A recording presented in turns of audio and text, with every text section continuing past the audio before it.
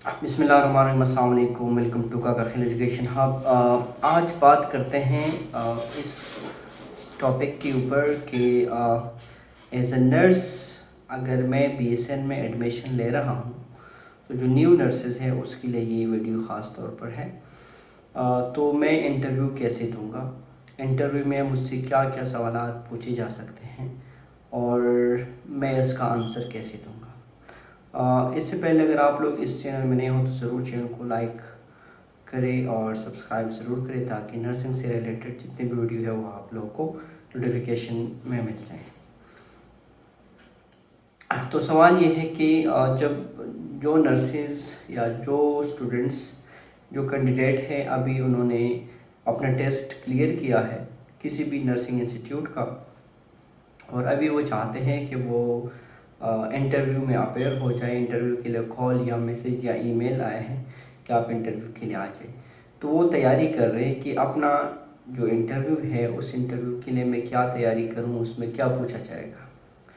आज मैं आप लोग के लिए एक मॉडल लेके आया हूं। उस मॉडल के थ्रू जो है अगर आप लोग प्रिपरेशन करेंगे, तैयारी करेंगे तो आपका बहुत अच्छे तरीके से इंटरव्यू की तैयारी हो जाएंगे और तकरीबन मैं ये मेरा मानना है कि 80 से 90% सारे सवालों का आप जवाब दे सकेंगे। सबसे पहले जी, जब आप इंटरव्यू में जाते हैं तो कोशिश करें कि आप टाइम से पहुंच जाएं, ठीक है। मोस्टली यही होता है कि बहुत सारे लोग और आपका टाइम शेड्यूल होता है, तो कोशिश करें एक दिन पहले उस जगह का विज़िट करें, जगह देखें ताकि कल आप जो है किसी भी वजह से आप दुश्वारी ना हो। अगर आपको कंफर्म पता है कि हाँ मुझे पहुंचना वहाँ पर है तो कोशिश करें कि टाइम से पहले पहुंच जाए। टाइम से पहले का मतलब ये नहीं है कि आप 3-4 घंटे पहले पहुंच जाए, लेकिन टाइम, अगर आपका टाइम है 8 बजे 9 बजे तो आप बिल्कुल उसी एग्जैक्ट टाइम पे जाके जो है वो पहुंच जाए। इंटरव्यू के लिए कोशिश करें जब आप एंटर होते हैं, अगर आपको कोई चीज़ कोई ऑफ़र करते हैं पानी वगैरह तो आप वो पी लीजिएगा और उसके बाद जब आप बैठ जाएंगे तो आपके दरवाजे से एंट्री से लेकर आपकी चेयर पे बैठने तक ये आपके कॉन्फिडेंस शो करता है, आपका कॉन्फिडेंस, आपका गेस्चर, आपका बॉडी लैंग्वेज। तो आप जब चेयर पे बैठेंगे तो चेयर पे ये नहीं कि चेयर की एज पे जाके जो है बैठ जाए, आप अच्छी तरीके से फुल इसी तरीके से चेयर पे बैठ जाएं, रिलैक्स होके आप बैठ जाएं ताकि आप बात करने में और डिस्कस करने में आपको आसानी हो। और ये चीज़ इंटरव्यूअर जितने भी होते हैं वो नोट करते हैं कि आप आए किस तरह, आप बैठे किस तरह। आप जब बैठ जाएंगे तो कोशिश करें कि पहले उनको बोलने दें, ठीक है। तो अक्सर ऐसा होता है कि इंटरव्यूअर अपना नाम इंट्रोड्यूस करते हैं, अपना डिजिग्नेशन बताते हैं और उसके बाद जितने भी इंटरव्यूअर होते हैं अपने आप को इंट्रोड्यूस कराते हैं। एक बंदा सबको इंट्रोड्यूस कराते हैं या हर एक बंदा अपने आप को खुद इंट्रोड्यूस कराते हैं। उस इंट्रोडक्शन के बाद फिर वो आपसे पूछते हैं कि tell me about yourself, अपने बारे में बताएं। तो अपने बारे में आप कोशिश करें कहाँ से बिलोंग करते हैं, कहाँ आपका एजुकेशन हुआ है, कब एजुकेशन हुआ है, एक्सपीरियंस कहाँ कहाँ पर है। ये सारी चीज़ें जो है आप इंट्रोड्यूस योरसेल्फ में बता सकते हैं। आपको एग्जैक्ट पता हो कि मेरा एफएससी कब क्लियर हुआ है, मेरा मैट्रिक कब क्लियर हुआ है, कौन सी स्कूल से जो है वो मैंने एफएससी किया है, कौन से स्कूल से जो है वो मैंने मैट्रिक किया है। आपको ये पता होना चाहिए कि मेरे मार्क्स कितने हैं, मेरे परसेंटेज कितने हैं, क्योंकि इस सवाल से रिलेटेड आपसे ये सवाल पूछे जा सकते हैं। तो आपको इन चीज़ों के बारे में पता हो, यानी इंटरव्यू में जो चीज़ आप बोल रहे हो उसका नो हाउ, बाकी चीज़ें इर्द गिर्द सराउंडिंग आपसे सवाल आगे पीछे हो सकते हैं, तो आपको उसके बारे में पता हो। उसके बाद अगर आपकी स्टडी में और अभी जो आप बीएससी नर्सिंग के लिए अप्लाई करते हैं इसमें कोई गैप होता है तो कोई आपसे पूछ सकते हैं कि आप क्या ये जो 1 साल 2 साल या 3 साल गैप आया है ये क्यों आया है। तो ज़ाहिर सी बात है आप बता सकते हैं। अगर कोई बीमारी हो तो आप कह सकते हैं इस बीमारी की वजह से मैंने लास्ट ईयर एडमिशन नहीं किया। इसके अलावा अगर कोई एजुकेशन आप ले रहे थे, कोई स्पेशल कोर्स आप कर रहे थे, कोई इंग्लिश एजुकेशन इंग्लिश कोर्स आप कर रहे थे, तो वो सारी चीज़ें जो है वो आप बता सकते हैं कि इस वजह से मेरा एक्सपीरियंस ये जो 1 ईयर है या 2 ईयर है या जितना भी गैप है वो आया है। अगर आपने लास्ट BSN के लिए अप्लाई किया हो और उसमें आप फेल हुए हो या क्लियर नहीं किया आपने एक्सपीरियंस टेस्ट, तो आप ये भी बता सकते हैं। ये करके उसके बाद फिर आपकी 2-3-4 चीज़ें जो है वो देखी जा सकती हैं, जो कि इंटरव्यूअर आपको बताएंगे नहीं, ना आपसे पूछेंगे, लेकिन वो खुद जज करते हैं और उस जजमेंट की बेस पर वो आपको मार्क करते हैं। तो सबसे पहले है अपेयरेंस, कि आपका अपेयरेंस कैसा है। तो जाहिर सी बात है किसी भी जगह अगर आप कंफर्टेबल हैं और आपके पास है तो आप वेल कोट एंड टाई पहन के अच्छे तरीके से, क्योंकि मैं तो इस चीज़ पर बिलीव नहीं करता हूँ। अपेयरेंस का मतलब तो ये नहीं है कि आप कोट टाई में, आप ट्रेडिशनल जो भी एक जो आपको इजी लग रहा है वही ड्रेस आप पहने, और वो ड्रेस ये हो कि थोड़ा सा क्लीन हो, क्लियर हो। आपकी दाढ़ी अगर हो तो दाढ़ी वेल अच्छे तरीके से जो है वो ट्रिम हुआ हो, अच्छी तरीके से आपने उस पर कोई भी ऑयल जो भी तेल आप यूज़ करते हैं वो लगाया हो अच्छे तरीके से, बिल्कुल स्मूथ जिस तरीके से दाढ़ी लगते हैं। तो दाढ़ी रखने में कोई हर्ज नहीं है, लेकिन अगर आप शेव करते हैं तो आप क्लीन शेव हो, क्लियर हो। आप बाल अगर आपके पास हैं तो बाल आपका जो है वो वेल अच्छे तरीके से जो है वो कम हो, तो ये सारी चीज़ें देखी जा सकती हैं। आपका अगर बाजू है तो फुल आस्तीन और स्लीव जो है वो होनी चाहिए। आप अगर चेयर पे बैठे हो तो आपको पता होना चाहिए कि मेरे जो है वो कमीज़ कहाँ पर है, मेरे दामन कहाँ पर है, मैं किस तरीके से बैठा हूँ। टेढ़ा मेढ़ा जो है वो बैठना वो भी ठीक नहीं है। आप एक्टिव बैठे हो ताकि आप हर एक क्वेश्चन का और आप एक चीज़ का जवाब दो। पैर और टांगे आप ना हिलाएं, ठीक है। ये भी एक किस्म की स्ट्रेस और डिप्रेशन कह सकते हैं कि एंजाइटी का जो है वो एक अलामत है। तो आप पैर बिल्कुल ना हिलाएं। आप हाथों को यूं ना किया करें, ठीक है, क्योंकि हाथ भी जो है वो लोगों को पता चल जाता है कि अभी है स्ट्रेस की वजह से या डिप्रेशन की वजह से जो है इसको ये हो रहा होता है। तो ये चीज़ें ना किया करें। फर्स्ट चीज़ मैंने आपको बता दिया है वो है अपेयरेंस। तो अपेयरेंस मैंने आपको बता दिया, इस चीज़ों का आप ख्याल रखें। फीमेल है तो आप दुपट्टा करते हैं, आप निकाब करते हैं, आप हिजाब करते हैं, जो भी आप करते हैं, आप बुर्का जो है वो पहनते हैं। तो कोई भी चीज़ आप कर ले और अच्छी तरीके से वेल ग्रूम एक डिसेंट तरीके से आपको क्या है, ये नहीं कि आपके जो है इतने सारी चीज़ें चोड़िया वगैरह और चीज़ें पहने हो ताकि कड़ंग कड़ंग की आवाज़ जो है वो दूर से आ रहे होते। तो ये डिसेंट थोड़ा सा नहीं लग रहा, ये अपेरेंस के ऊपर होता है। तो सबसे पहले तो आपको अपेरेंस पे मार्क्स मिल जाएंगे। अगर आपका अपेरेंस अच्छा है तो आपको मार्क्स मिल जाए, अगर आपका अपेरेंस अच्छा नहीं है तो आपका मार्क्स नहीं मिलेंगे। दूसरा जो देखा जाता है वो है आई कांटेक्ट, ठीक है, कि आप अगर फॉर एग्जांपल एक इंटरव्यूअर है यहाँ बैठा है, तो जब वो मुझसे सवाल करते हैं और मैं उसको आंसर देता हूँ तो मुझे चाहिए कि मैं उसके तरफ देखूँ इस तरीके से। अगर एक इंटरव्यूअर यहाँ बैठा है और उसने मुझसे सवाल किया और मैं उसको जवाब दे रहा हूँ तो मेरा आई कांटेक्ट उस तरह होना चाहिए। ये नहीं कि मैं इस तरफ देख रहा हूँ, वो देख रहा हूँ, ये देख रहा हूँ, इस तरीके से देख रहा हूँ, अपने हाथों को देख रहा हूँ, तो ये फिर आई कांटेक्ट मेंटेन नहीं हो रहा होता। तो इस कंडीशन में फिर आप को मार्क्स नहीं मिल सकते हैं अगर आपका आई कांटेक्ट फुली मेंटेन नहीं है, ठीक है। तो इस पे आपको मार्क्स मिल जाएंगे। तो कोशिश करें जिसके साथ आप बात करते हैं उसकी तरह इस तरीके से आप आई कांटेक्ट करें। दूसरा अगर पर्सन बात करे तो उससे आई कांटेक्ट करें। तो इसी तरीके से आपका इसमें मार्क्स मिल जाएंगे। इसके अलावा जो थर्ड नंबर है वो है आपका बॉडी लैंग्वेज। मैं बात कर रहा हूँ ना तो मेरा हाथ मूव अगर कर भी रहे तो कितना, ठीक है, मैं बातें जो कर रहा हूँ क्या वो बातें बहुत ज़्यादा तेज़ तो नहीं है, क्या वो बातें बहुत स्लो तो नहीं है ताकि इंटरव्यूअर को भी सुनाई नहीं दे रहा। तो ये सारी चीज़ें देखी जाती हैं। बॉडी लैंग्वेज, आपका सर का हिलना, आपका जो है वो हाथों का हिलना, यूँ मैं कर रहा हूँ तो ये भी नहीं चलता, ठीक है, मैं हाथ भी नहीं हिला रहा हूँ तो ये भी नहीं। कुछ जिस तरीके से आप किसी को एक्सप्लेन कर रहे हैं और आपका बॉडी लैंग्वेज से पता चल जाता है कि हाँ ये कुछ चीज़ एक्सप्लेन करने वाले। आपके फेशियल एक्सप्रेशन, आप इंटरव्यू में बैठे हो, आंसर दे रहे हो और आपने यूँ करके जो है आप बैठे तो फेशियल एक्सप्रेशन आपका अच्छा नहीं है। यहाँ ऐसा है कि जैसे कि आपको पेन हो रहा हो, तो आपका खुशगवार मूड हो, आपका मुस्कुराहट, आप कह सकते हैं कि इस तरीके से आप बैठे हो और आपका बॉडी लैंग्वेज, आपका टोन, ये सारी चीज़ें देखी जाती हैं, इस पे आपको मार्क्स मिल जाएंगे। तो 3 चीज़ें मैंने आपको बता दिए। ये 3 चीज़ें ऐसे हैं जो कि आपको इंटरव्यूअर बताते नहीं है, पूछते नहीं है, वो सिर्फ ऑब्जर्व करते हैं। बॉडी लैंग्वेज, आई मेंटेनेंस है या नहीं है, कांटेक्ट आई का है या नहीं है इंटरव्यूअर के साथ, एंड थर्ड नंबर अपीयरेंस।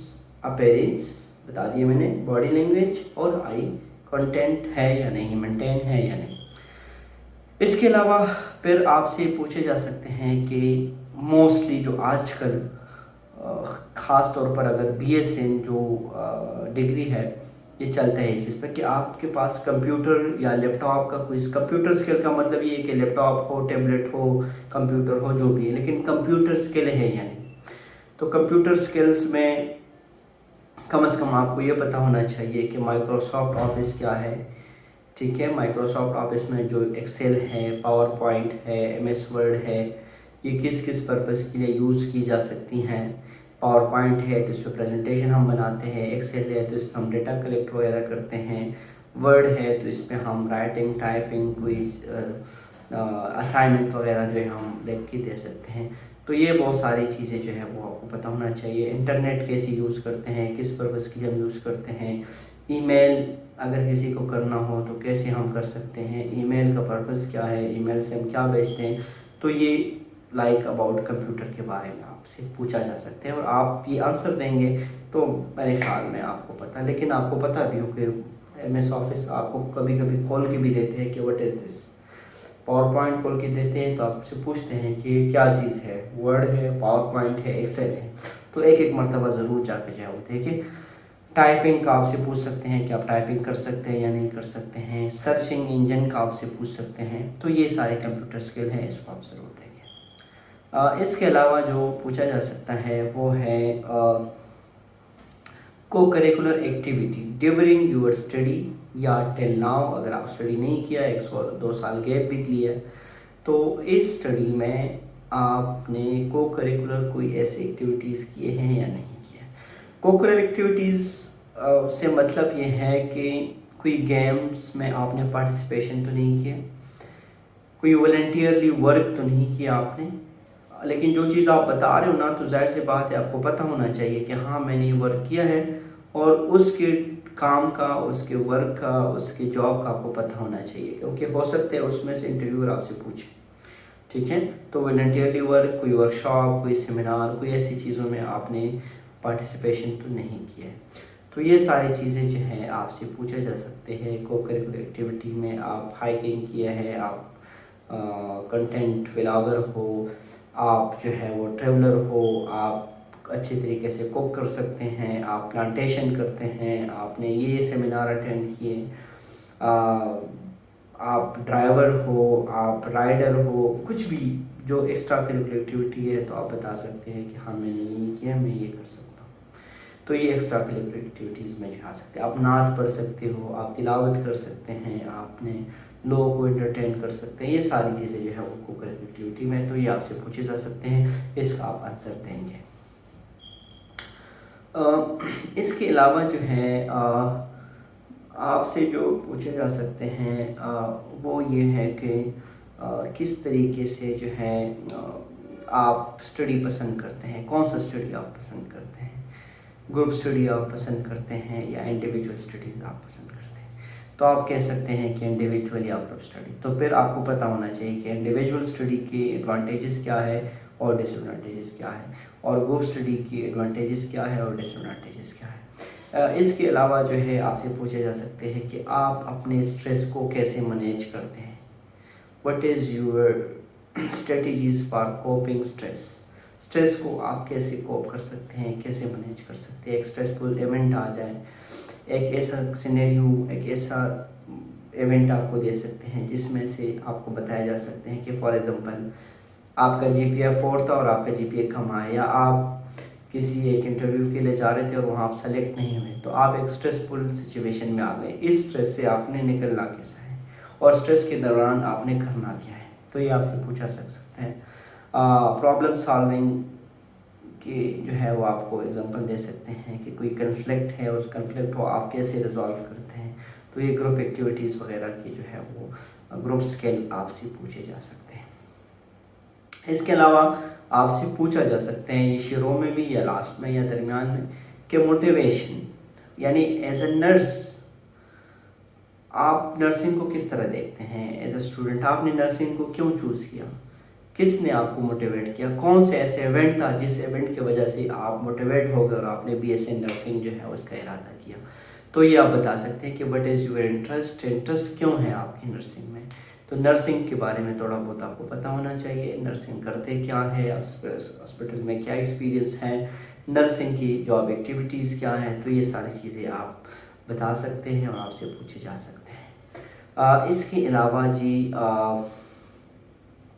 आपको एक सिनेरियो दे सकते हैं प्रॉब्लम सॉल्विंग का, तो वो हॉस्पिटल से रिलेटेड भी हो सकते हैं। फॉर एग्जांपल एक पेशेंट है और एक पेशेंट रात को 3 बजे आपके पास आया है, उसको पेन हो रहा है, वो शाउट कर रहे हैं, तो आप कैसे इस सिनेरियो को सॉल्व कर सकते हैं। आप पेशेंट को डील कर रहे हो और अर्थक्वेक ज़लज़ला है, तो आप किस तरीके से वो हैंडल करेंगे। एक पेशेंट है और आप उसको डील करते हैं वार्ड में और अचानक आग लग गई है, तो आप इसको कैसे हैंडल कर सकते हैं। आप इंटरव्यू के लिए आ रहे थे, किसी का रोड ट्रैफिक एक्सीडेंट हुआ है, तो आप कैसे मैनेज करेंगे। वहाँ ट्रैफिक एक्सीडेंट हुआ है, यहाँ पर आप इंटरव्यू के आ रहे हैं, तो ऐसे सिनेरियो आपको दे सकते हैं और वो सिनेरियो आपको आंसर देने हैं। ठीक है, तो आंसर ऐसे देना है कि आप मैनेजमेंट, फॉर एग्जांपल आरटीए अगर हुआ है ना, तो आरटीए अगर हुआ है तो मैं 1122 यानी सर्विस को कॉल कर सकता हूँ, इमरजेंसी को कॉल कर सकता हूँ, किसी को कॉल कर सकता हूँ, और जितना मुझसे हो सकते हैं तो मैं उस पेशेंट के लिए अरेंजमेंट करके उसको हॉस्पिटल भिजवा दूँगा और मैं इंटरव्यू के लिए आऊँगा। तो ये पॉजिटिव और अच्छा आंसर है। ये आंसर अच्छा नहीं है कि मैं पेशेंट के पास ही चला जाऊँगा और पेशेंट को हॉस्पिटल छोड़ के और इंटरव्यू को छोड़ देता हूँ, तो ये आंसर ठीक नहीं है, नेगेटिव आंसर है।